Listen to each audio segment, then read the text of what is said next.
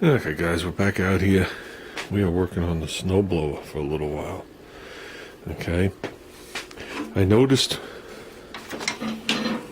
when you move the shifter, it's a little stiff. Doesn't mean it doesn't work, it just means it's a little stiff. So what we're going to do is we're going to pop this cover off the bottom, and there's a good chance with the wheel slides, the grease turned into glue. We'll clean that off, re-grease it, and we should be good to go. Okay, on this model we take out the 2 screws, okay, which we did. We're gonna undo the actual mechanism that engages the wheels and the auger, which we did. I'm gonna put that to the side, we'll loosen it up, we'll finish loosening it up. Okay, gives you a little more clearance. Then what we're gonna do is, this slides out. Oops, get that up above there. I have leeway to put that back behind there. And I'm going to slide this out. And there you go. There's your whole setup.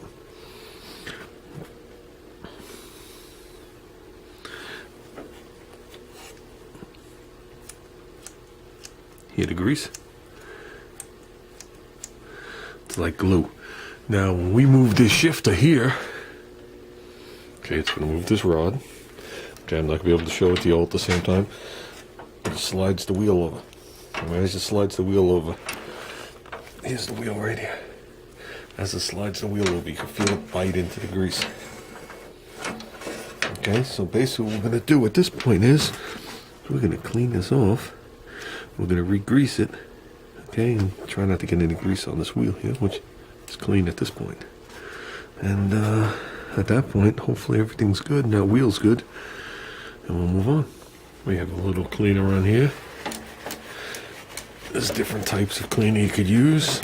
You could use some carburetor cleaner, well, nowadays they call it throttle plate cleaner. Okay, you could use some thinner. I'm sure you could even use reducer, mineral spirits. There's a bunch of stuff you could use depending on what you have around. Just use common sense. Well ventilated area, no sparks, no flames. And if it bothers you in the least, put on a respirator. Okay, I'm going to turn this off and continue wiping down over in this area here. Okay, we also have to lubricate this shaft where this upper gear rides, because everything slides through there. And I can see it's hooking it. You see how it goes to move the upper gear? I know the lighting's a little bad. So let's move it all the way to one side. Clean this. Oh, this like glue also. Clean this. Slide it the other way. We'll clean the other side. Okay, guys. Put some grease on this shaft, this shaft, this shaft. Okay. Lower shaft is a slow spinning shaft. It's for the wheels. The upper one's obviously a little faster. So you don't want to over grease it. You don't want it to get onto the platter or the other platter over there. But looks like a dream now. That's it. There is, put it neutral. There is a couple other places you do have to lube.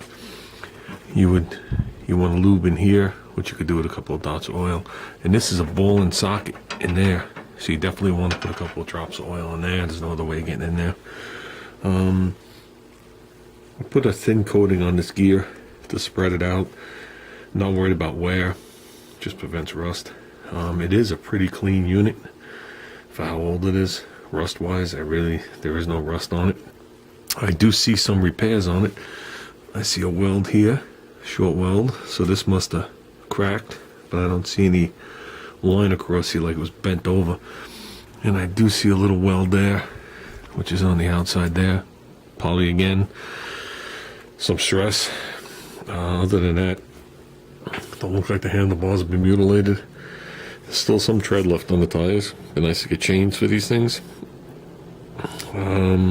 Everything looks intact. Nothing looked butchered. Like I said, everything's relatively clean for how old this thing is. We're gonna fully service this before it goes into action. So the next video you're gonna see on this thing will probably be us working on the carburetor.